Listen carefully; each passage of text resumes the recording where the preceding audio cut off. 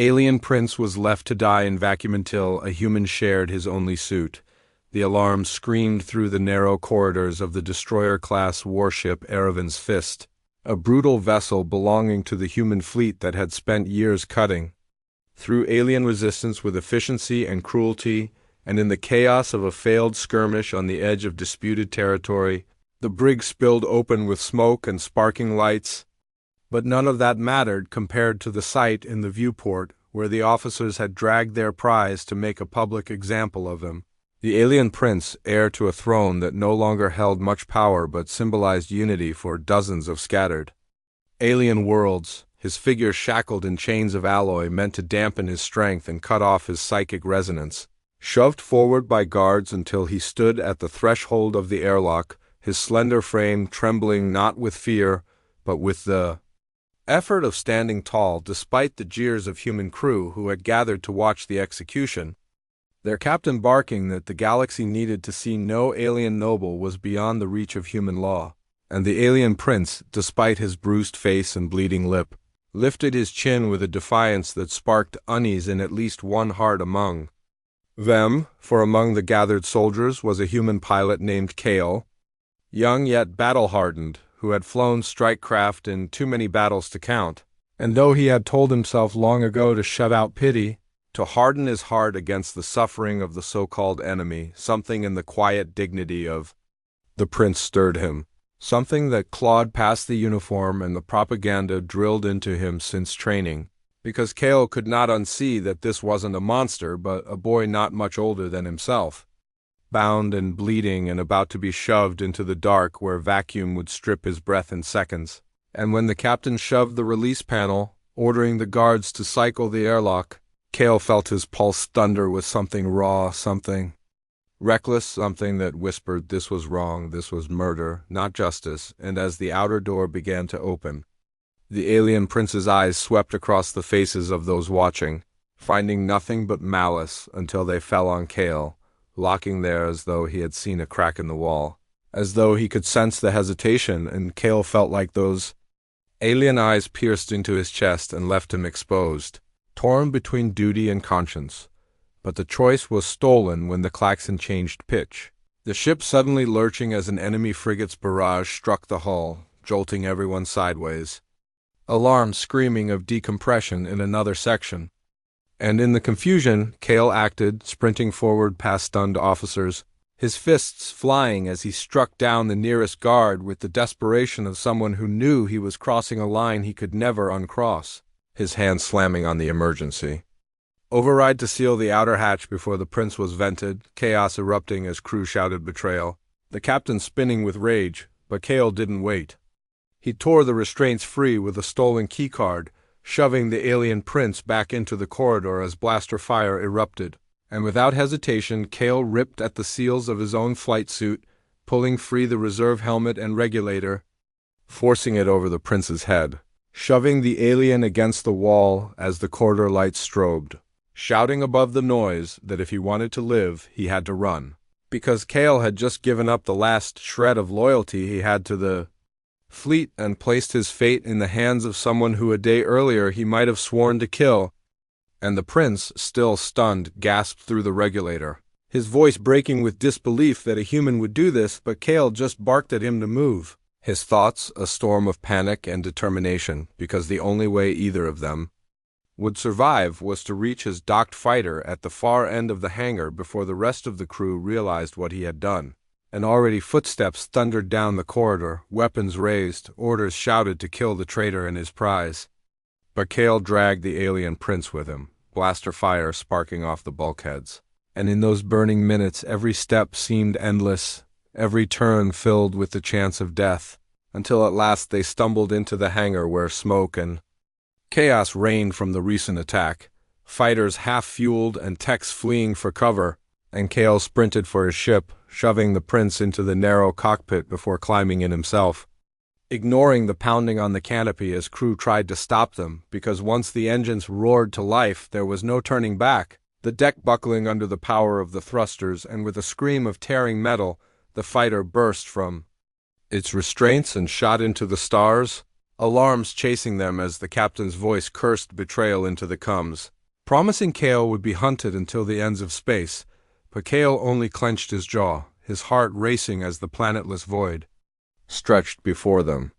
His stolen passenger staring at him with a mix of shock and fragile hope, and in that fragile silence after so much chaos, Kale knew with absolute certainty that he had crossed the point of no return, and that this story theirs was only beginning. The silence after the airlock sealed was not silence at all, but a suffocating roar of rushing blood, the hollow thump of hearts beating too fast, the faint rasp of recycled oxygen that now had to serve two instead of one, and as Jace floated, tethered to the alien prince, he realized there was no undoing what he had done. No walking back the instant when he had shared his only suit with a creature the rest of his crew would have happily let die. And as the prince's luminous eyes glowed faintly within the helmet dome pressed against Jace's shoulder, he felt the weight of something heavier than vacuum, the weight of an oath unspoken but binding nonetheless,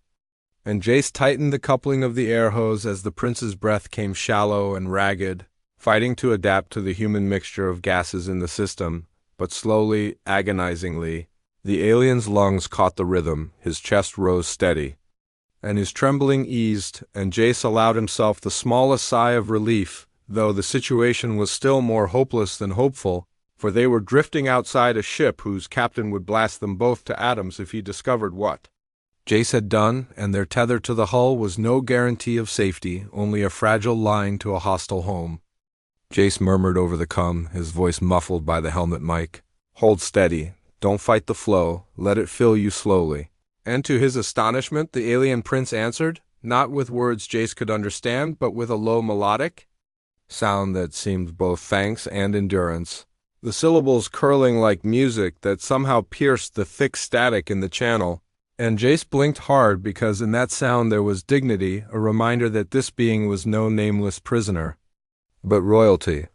Someone who had carried a world's hope until humans chained him like spoils of war, and now it fell to Jace, a forgotten pilot at the bottom of the ranks, to decide if that hope would be extinguished. Time passed differently in vacuum, each second stretching into forever, and though the readout said only 20 minutes had passed since he had cracked his own seals to share air, it felt like years, his muscles aching from clinging tight to the prince, his lungs aching from breathing thinner than designed, his mind aching from the thought of what awaited them once the tether pulled them back into reach of the bay doors. And yet through it all the prince did not let go, his hands, strange with jointed claws yet gentle, holding to Jace's arms as though he knew this frail alliance was the only barrier between existence and nothingness. When at last the emergency beacon Jace had triggered forced the secondary bay to open, they were reeled inside like debris, the chamber filling with light, klaxons screaming about contamination, suits breaching, improper biocontact, and Jace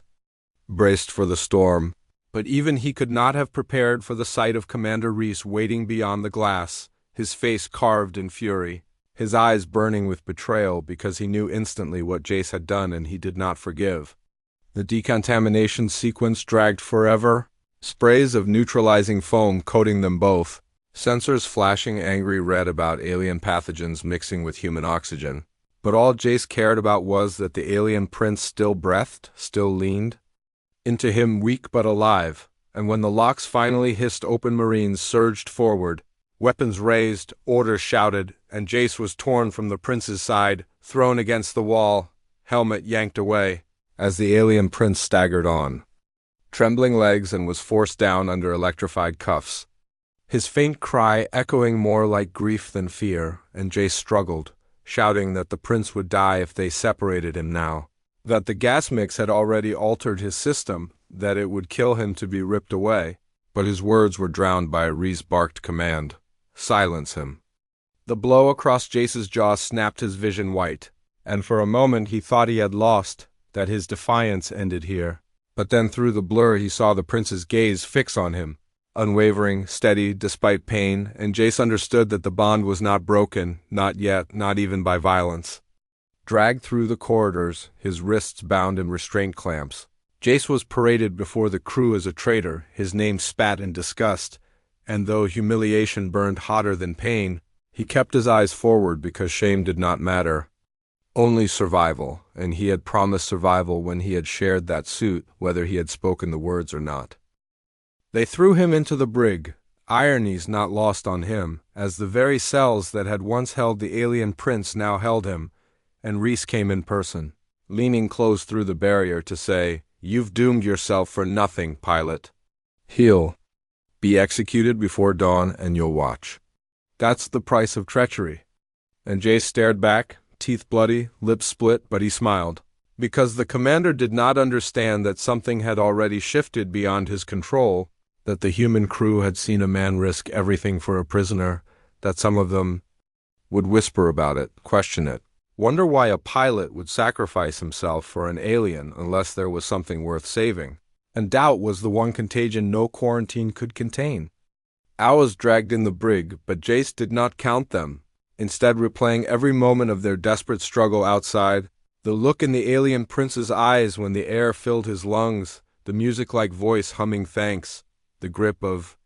clawed hands clinging not as a prisoner but as a brother in survival, and Jace knew he could not allow the execution to happen, not while breath still moved in his chest.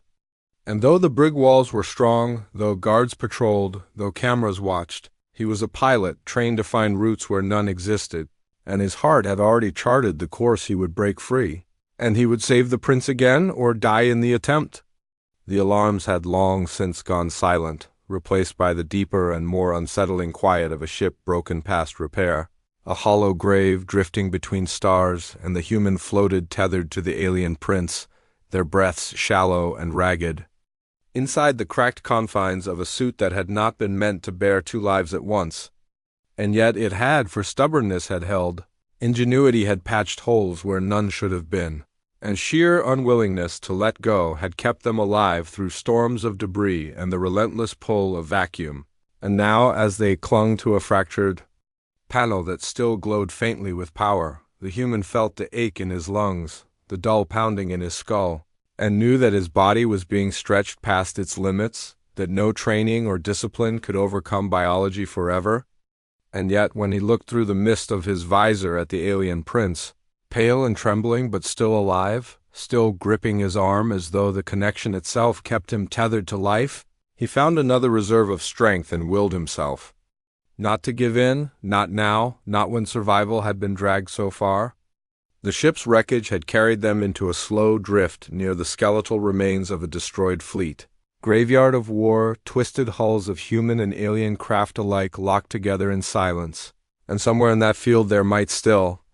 be something salvageable, an emergency beacon, a working pod, a miracle they had no right to hope for yet could not abandon. So with trembling fingers the human adjusted the thruster on the scrap panel,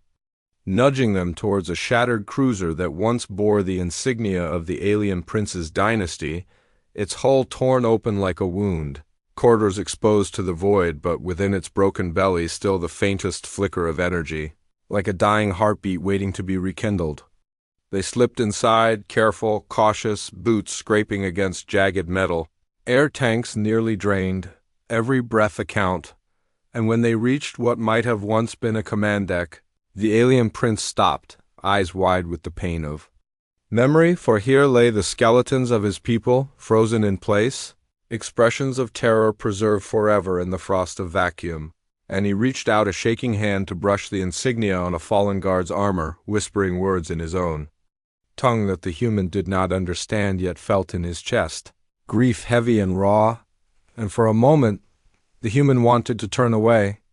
to give the alien prince the privacy of mourning, but the prince gripped his wrist again, needing the anchor, needing not to be left alone even in remembrance. And together they pressed on until they found what they sought, a pod, cracked but